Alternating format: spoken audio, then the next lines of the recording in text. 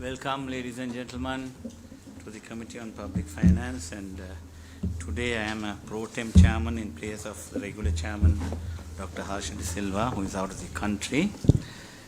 We have four of us present here and two others joining via Zoom.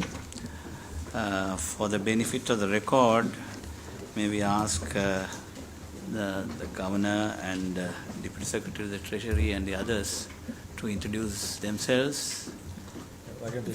Yes, we'll start from the right extreme corner. According to the projections, the oil inventories are falling very rapidly, and if it goes beyond September, it would come to a very unsustainable level globally. So I think now Indians are already, getting ready to work from home, and various other issues are being implemented now. Yeah. But we are still the Finance Ministry had to look at this because, policy decisions have been taken much ahead of time. Of course, let us see whether Trump and President Tsai could come to some settlement and bring some pressure. But as it stands, the projections are quite... you are very right, Honorable Chairman, because situation future is very uncertain. So I think, for example, the last week, Prime Minister Modi, as you mentioned, made an announcement to conserve fuel consumption in India, despite $700 billion they have reserves. But still, they are concerned about the elevated oil prices of the economy. That's for large part of this part of the world, that is a concern. So that's where, if this is remaining longer period, there will be a more adverse outcomes in terms of exchange rate, in terms of current account, in terms of inflation. So that's why this period of uncertainty, very difficult to make a projection with a firm view beyond 3 months period now, because things are changing quite rapidly. While Governor, you have a wide margin between 3 to 7% on inflation targeting, right? That's very convenient. But the experts are saying it must be further narrowed down. You see, but of course, the argument is taken that for developing country like ours, it's better to have it that way. Okay, go ahead. Yeah, I think inflation target what we have now is based on the agreement we signed with the Minister of Finance in 2023 for 3-year period. That is 5% on the basis of 3-year period, ending in, I think, August this year. So then going forward, in consultation with Minister of Finance, we can revise it upward or downward depending on the circumstances. That work is going on, and that is the agreement between Minister of Finance and... So in our view, right now, the 5% target is based on our research that we determined last time. Still valid, at least 5% should be the medium to long-term inflation target for countries like us at this point. You mentioned the circumstances. This is just to understand better. I think what could be those circumstances? For example, if we are to reduce the inflation target to 2%, from current inflation 5%. If we are reduced to 2% next year onwards, we have to very strictly tighten the monetary policy, raise interest rates unnecessarily to bring down current inflation 5% to 2%. I think that is not growth supporting in our view. So for a country like us to balance the growth and inflation, it has to be a balance between both. And we can achieve low inflation at compromising the growth. If we achieve a little bit high inflation, that will little bit support the growth. Okay. So that's why we have a consultation with the Minister of Finance and Government to identify what is the desirable rate of growth for the country from the government point of view. So if government says we need 5% growth, and the government same time says we need 2% inflation, that is not consistent at the current point. We can bring 2% down to 2%, but then we have to raise interest rates highly, that will have impact on the growth. So these are the factors we are doing, and also there are a lot of other factors like what is the kind of a level of development. So we are still $5,000 per capita income country. When you compare to the similar countries in the similar region of per capita income and size of the economy, is usually around 4-5-6% the inflation targets. For example, India is the huge economy, still inflation much lower than us. Target is 4%. They also at the beginning they had the higher target. Now gradually over a period of time they are bringing down with the system stabilization, growth is coming back. That's how the process takes place. Thank you. Added to this is the IMF pressure on cost-effective pricing with this energy crisis, and I think they are holding back even the next tranche of 700 million. So, what is your estimation of the board releasing those funds? Oh no, that's board. I think most probably board meeting will take place by the end of this month to complete the 4th and 5th review. I think that will happen most probably. I think we are very confident, but we have no right to firmly say that because that is IMF responsibility. But we know that most likely that will happen by I think 3rd week of this month. So that will release 4th and 5th review combined within this month. I think cost of living pricing is now already government has adjusted petroleum and electricity that reflects the cost of inflation for the time being. Could you explain the rupee depreciation in the recent past, please? Depreciation is mainly coming from the external factors. For example, now compared to the petroleum bill, I think this first 5 months so far, 4 months petroleum bill itself has been $1 billion. Compared to last year, whole year is 1.5 billion. CPC only import bill. So there's a large demand for foreign exchange to purchase petroleum. This is only by CPC. There are other two players also buying. Larger petroleum bill has been significantly increased. That is one source of high demand for imports and high demand for foreign exchange. At the same time, there is a slowdown in tourism, as also affected to a certain extent. But these remittances are doing okay so far. In terms of exports, although imports will have gone up significantly, the exports are not performed to the same extent. For example, reason is that we are not petroleum or commodity export country. We are exporting garments, tea, rubber, all these commodities. Those prices are not being increased as much as the commodity prices. As a result, our import bill, export earnings are relatively stable at the around 1 billion, 1.2 billion level monthly, whereas import bill has gone up to close to 2 billion on monthly basis in the last couple of months. That has exerted pressure and created a deficit in the foreign exchange market, and that is leading to depreciation of the currency so far. So you predict that will continue in the next quarter? No, if situation continuously same trend, unless we get some additional inflows, so that there will be gap in the foreign exchange availability. So then that will reflect in the currency. That is inflation targeting framework and flexible exchange rate mean. Exchange rate is difficult for central bank to fix exchange rate at some point.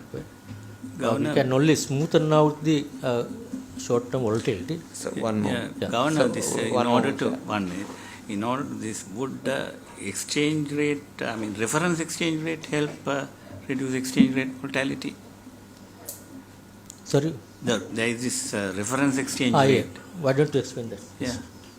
So essentially, Honorable Chair, from I suppose by the end of this year, we are planning to introduce a reference exchange rate to the forex market. So essentially, that would mean that there will be sort of a real-time indicator for those who are operating in the market to rely on. So right now, I think most of the market players, the exporters and importers, they would look at yesterday's exchange rate to see whether they would want to sell their export proceeds or purchase for imports. But going forward, there would be sort of a more real-time reference exchange rate available for the financial institutions as well as the market players. At the same time, this would also facilitate introducing derivative products so that any exchange rate risks could be hedged against. We have a shallow forex market with the limited liquidity and dominated by few players. That's the reason. Governor, this, it seems that the banks are retaining substantial foreign assets as of February 26, $5.7 billion. Right? Now, how does the bank monitor their expanded foreign exposures? Now, foreign exposure is not expanded exposure. What happens basically when the banks build up foreign currency deposits also, that foreign currency liability. For example, 6.7 billion of foreign assets held by is matched with their own foreign currency liability in terms of deposits in foreign currency held by the banking system.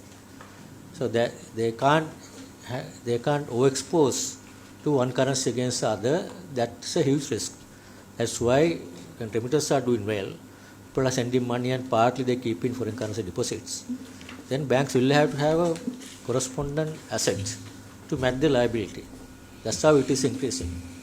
So if they 6.7 billion you mentioned, if they converted 3 billion into rupees and kept only 3 billion in assets, if 1% depreciation had a huge impact on the balance sheet of the bank. So we don't allow banks to overexpose or mismatch in currency. That's under direction. That is a prudential way of managing it. So only way that banks can diversify that is that, as I mentioned earlier, if they had the opportunity to invest in foreign currency assets in terms of lending to exports here or lending to government in foreign currency, then they can bring that money here and lend to local domestic sectors if there's an opportunity available. What happened last several years, the demand has in foreign currency borrowings, both government and private sector, has been lower than the build-up of foreign currency liabilities in terms of deposits in the banking system because remittances have been doing well. May I come to another subject now? We see the private sector credit expansion. Now, in the private sector credit by licensed commercial banks is expanded by 2.1 trillion in 2025. The growth has been by 25.2%. Finance companies expanded credit by almost 49%. Right? So this is a big recipe for disaster if it is not managed properly. So what we are asking is what is happening to the banking and finance company consolidation issue. Is there a roadmap and what is the plan? Because there was talk about this. Let me, on the financial companies consolidation, we have Director Non-Bank Supervision. Yeah. She is leading the process. I think why don't you brief the progress, please? Then I'll come back to banking sector.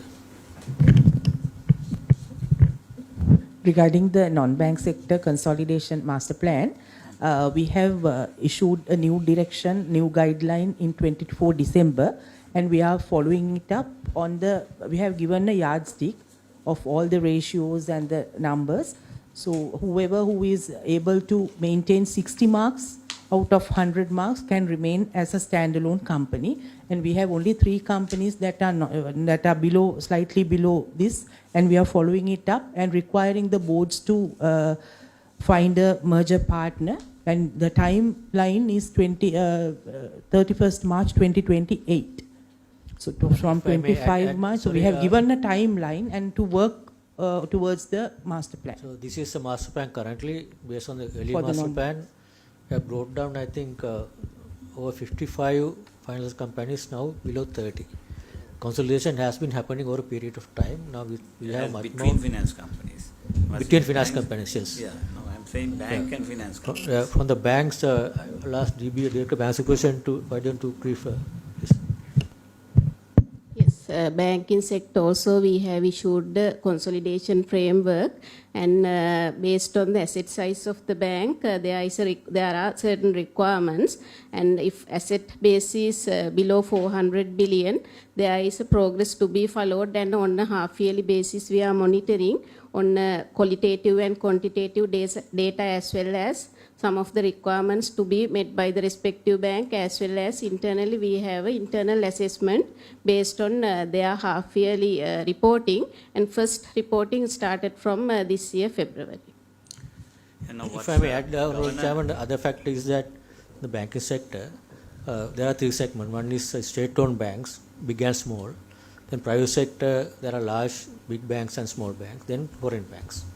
So what we are trying to encourage and consolidate, especially the small banks in the private sector as well as the state government-owned state banks. In the current environment, it's very difficult for small commercial bank to survive depending on the requirement of, for example, technology, core banking systems. They don't have sufficient business to survive and have investment to sustain this business. That's why we have, in consulting with Ministry of Finance, first on the state-owned bank side, there are 3 large banks and 2 or 3 small banks. There's a process of encouraging consolidation of some of the weak state-owned banks. The other side, this system will encourage the private-owned large banks versus small banks. That's another consolidation process. I think the way the directions have been issued is to encourage small banks to merge with the larger banks and have a stronger banking sector. This is a process. We can't forcefully merge. I don't think that's otherwise government will have to intervene and support in terms of tax reliefs and some contribution. We don't want to make that a cost to the taxpayer and encourage banks themselves to consolidate on the basis of their performance, their ratios, and then going forward their sustainability. Yeah, Governor. Sir? And small borrowers. Sir? Won't it adversely affect the small No, this is borrowers why or the SMEs? no, the small bank, there are certain small banks, they will remain and serve to small, for example, larger part of the small SMEs are financed or served by finance companies. That's where this other one is a micro credit institution that there's a new registration. And then on the banking sector, there are small banks like Regional Development Bank, the Sun and all these small banks are serving to different clientele in micro businesses. We are not encouraging those banks, those to merge with the larger banks. But banks, those are having issues in terms of governance, capital, liquidity, those can have impact on the overall system stability. That's why we encourage them to merge with the large system. Governor, Dr. Kaushalya asked this question about the SMEs because we have, what we have to look at is now we have recently enacted this bankruptcy and insolvency law, right? That's a big boon, but only thing is, the attitude by the big banks, they think the big players don't fail, right? They only go after the small players, and with the parate, execution available, you see, it's lot of these small timers are failing in a big number, and lot of these things we have listened to. There are chambers here. Now we want to know about the other issue of non-performing loans of the state banks. Now we talked for a long time about a special purpose vehicle, creating this bad bank concept. Now where is it standing now? Because that's the I fear think of the avoiding government, it. yes, That's a good point. yeah, that's I think government will have to decide to establish a bad bank or development bank. That is someone will have to infuse capital. So we are the regulator of the banking system. Establishing a new bank for different purpose, there is state-owned or private, is a different. This is government policy. As I can see, government has been talking about establishing a development bank or establishing a bad bank to absorb some of the bad assets and do the liquidation. Another area is that insolvency law that was passed recently. It's also one of the instruments to help SMEs to protect the enterprise and bail out the entrepreneur. So enterprise can continue through insolvency process. The entrepreneur can be bailed out through that resolution process. Those are the new instruments. So those will have. there is a banking ombudsman, there's none of these things work. Only thing is there is also difficulty in the judicial system. We'll have to work with the Justice Ministry and get a court system also to be more attuned to faster disposal of these commercial cases. In fact, larger number of commercial courts and various other things. There is a lot of problems in the judicial sector as well. But now coming back to the Finance Ministry, now these important acts which we passed, one is this microfinance bill, in this insolvency and bankruptcy bill and gambling authority bill, none of which can become fully functional without the regulations being enacted, right? So you'll have to focus on that and get those things done, because otherwise these bills will just lie there. And you can see, if you tune into one of the cricket matches, they are having a field day, these online gambling fellows, right? Your revenue will not come, right? So this is going to be unless you quickly buckle up and do this, they are having a field day, I can tell you that. On that type. Now we see a lot of arrest of foreign people. Honorable Chairman, Yes. I think I also will have to add to what the Governor said, that it is a very productive discussion. It has to be like this, of course. Now, but anyway, going from the last question, asking it is like independence, I'm not going to go in. It's a debate we can have like 4 or 5 hours here, but I'm not going to go in. I did some research, and then how central bank independence work for monetary stability and growth. I have done some research, and then whenever needed, I can do that. But then I have another 3 points. One is this flexible exchange rate and depreciation. Of course, Governor already addressed Honorable Ravi Karuna's question about the debt stock. I'm not going to go into that. But what I'm going to say is that depreciation of a currency is not as bad as we think. Because I will give you one example, basically, Honorable Chairman. I'm sure you can remember the trade war between US and China. US has been always saying that Chinese yuan is depreciated. And then they are taking advantage of depreciated currency. Why? When you have a depreciated currency, means imports get expensive, exports get cheaper. So that means our exporters can do more. I think that way it is a country where we are looking at export-led development. I think that is one area we can think about, and therefore the depreciation is not, it is sometimes exporters, it is good. In fact, it depends on the import content. Some industry like textile, clothing, is a high import content. So therefore, they may not benefit. But other, like maybe import substituting industries and other industries, they will benefit from that. And export-oriented industry, they will benefit. That is one thing. And here also, Central Bank, as I understand, I was with Central Bank last 2.5 years. Central Bank, this exchange rate is determined by supply and demand. It's not determined by some hidden hand. Like I know Honorable member that it is like we had a fixed exchange rate. We know the problem with that, so we went to flexible. Unless there is a huge, maybe I think Governor explained it, deviation. So maybe, of course, with certain there are, as Governor mentioned, that when you want to intervene, that's going to be there is a cost also in terms of basically all the inflation and other things. So that is going to be a problem. So therefore, that is left to the market unless it is really needed. Central Bank will not involve it. That's one point. Secondly, of course, the other major issue is that, of course, economic growth and Central Bank. Because it is raised all COP meetings in the past, I have been here a number of. So again, I did some research. I don't think we can do it here now. And then based on internal and external evidence, I can say that Central Bank's functions, Sri Lanka, contributing to economic growth.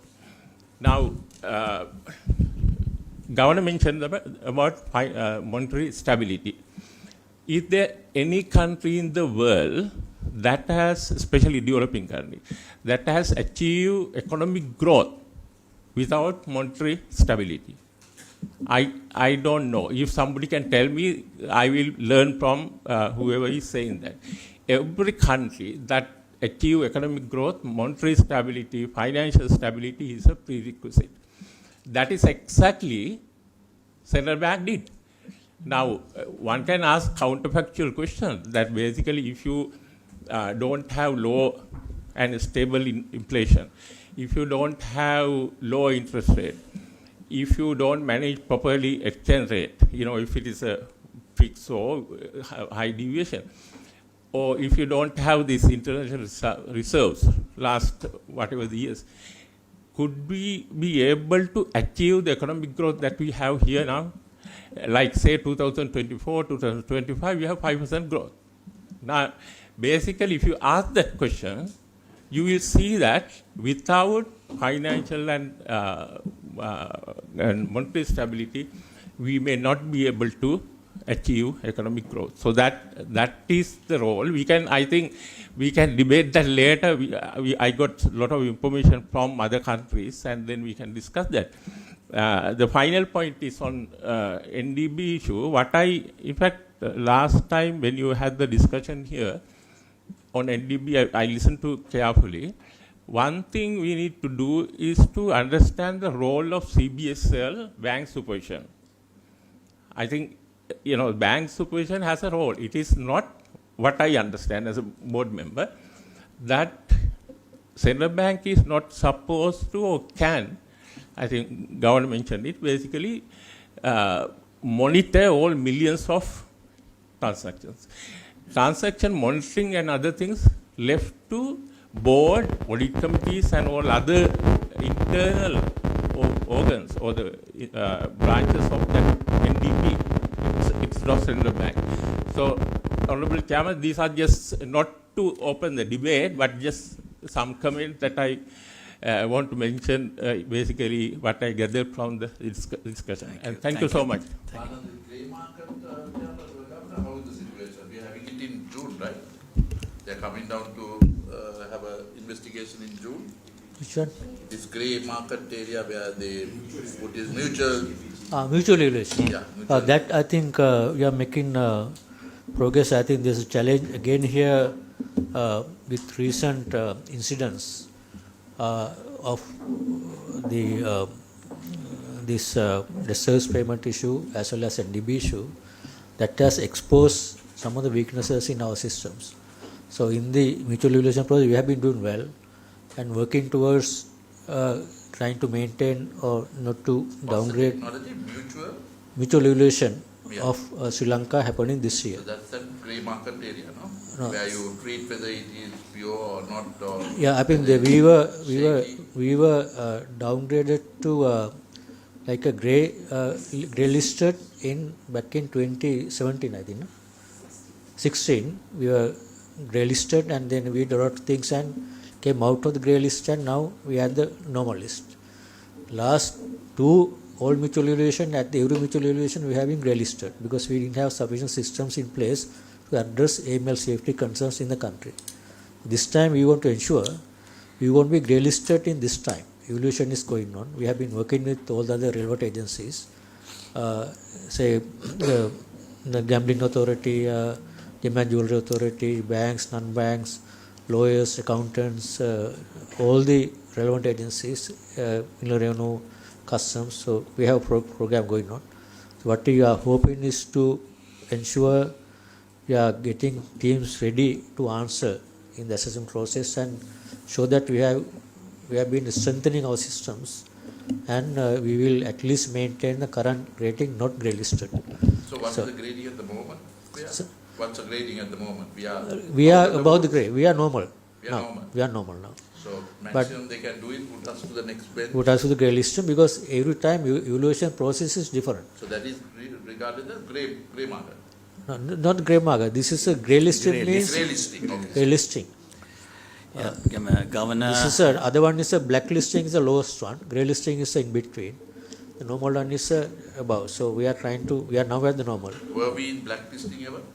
No, we never. We were grey listed all the times when we had mutual relation in the Grey past. listing. So best is the present, full Yeah, present, normal. yes, correct. Then governor, deputy governors, members of the monetary board, DST, other officials who have attended the discussion today. Thank you very much. So we will approve this annual economic review and present it to Parliament next week. Thank you very much.